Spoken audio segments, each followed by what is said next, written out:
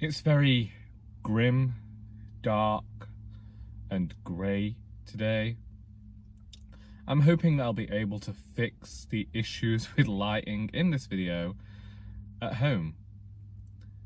Hey everyone, my name is Charlie, and today I think I want to talk about my experience of rereading Wuthering Heights and how I feel about it now as opposed to how I felt about it the last time I read the book. Most of you probably won't care about my experiences reading Wuthering Heights. You might, and if you do, then thank you. If you don't, then, well, I'm hoping you'll stick around anyway. For this story, I have to go back 10 years or 11 years. Oh my gosh, how old am I? Either way, nearly just over possibly a decade ago, I had to read Wuthering Heights for my AS level English literature class. As has been mentioned in a previous video, English literature wasn't necessarily my best subject.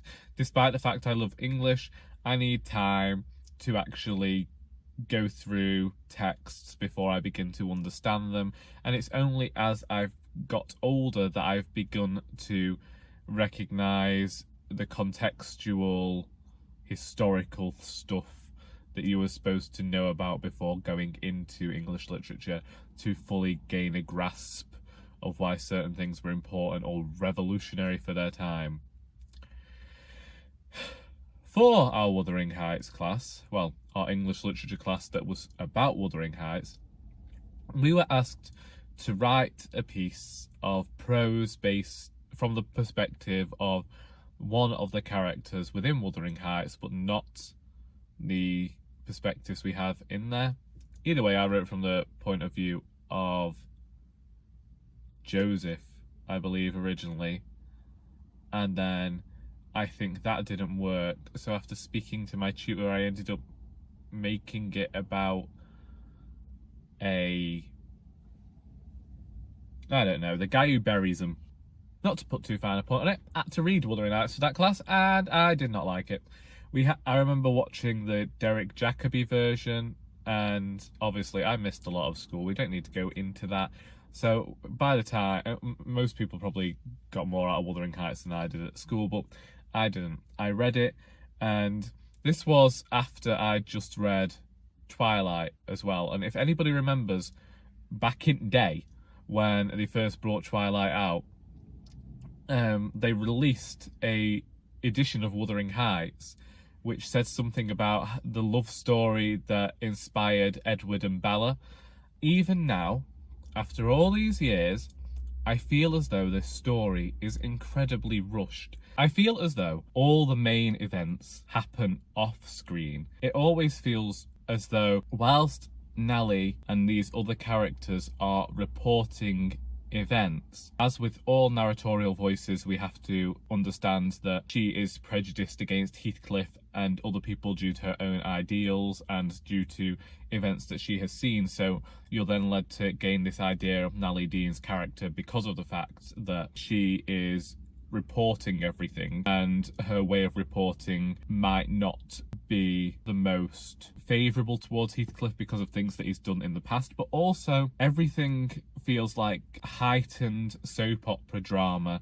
And whilst I have been known to enjoy melodrama in the past, everything in here is always so extreme. They can't have any small moments of feeling. Everything is extremely loud. If somebody hates someone, they hate them with a passion. And maybe this is a story of passion, but I never felt as though I fully understood why the characters were feeling a certain type of way. Nellie just tells you that this happened and that these characters felt this way, and you have to accept that. And even though I know that it is over 100 years old and this book has tons of fans, I can't help but look at it from this perspective. As a writer, Emily Bronte maybe could have shown a bit more. I understand, you know, you have some great bits about the landscape in there, and Maybe it's nice to see their righteous fury at one another, and this isolated landscape is so fantastic for that as well, but everything is rushed through to get to where we want to be. I don't deny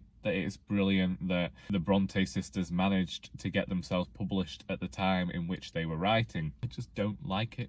I really don't like it. I respect the different narrators within here. I originally didn't like that. I didn't like that we went from Lockwood to Nellie to the younger Catherine, and we had all these different people reporting events, but as I've grown older I've begun to respect that in other books, and so I really enjoy that aspect of the book. And I'd say that from being very low in my estimations before, it has raised somewhat because of that. This time I didn't find it such a slog to listen to, and I did find it moving very quickly, the same way whenever I reread or rewatch something it seems to go fast. I just always feel as though I want to know the characters more, and I think that the quiet mysticism in here is very well done, and I'd say that that's a more delicate aspect of it. Are we really to believe that Catherine's ghost did come to the window?